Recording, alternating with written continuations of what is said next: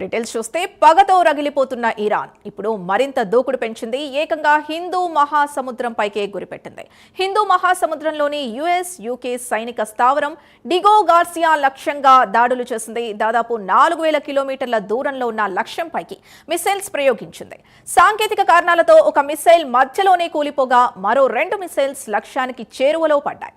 ఈ దాడిలో ఎలాంటి ప్రమాదం జరగలేదని ట్రంప్ ప్రకటించాడు.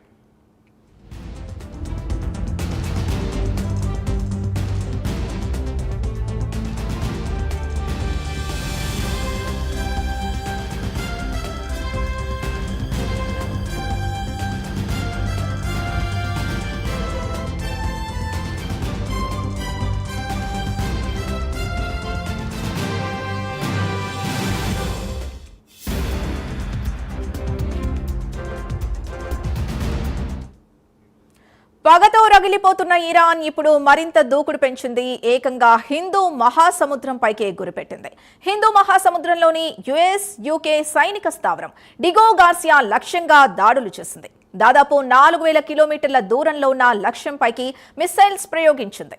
సాంకేతిక కారణాలతో ఒక మిసైల్ మధ్యలోనే కూలిపోగా మరో 2 మిసైల్స్ లక్ష్యానికి చేరువలో పడ్డాయి. ఈ దాడిలో ఎలాంటి ప్రమాదం జరగలేదని ట్రంప్ ప్రకటించాడు.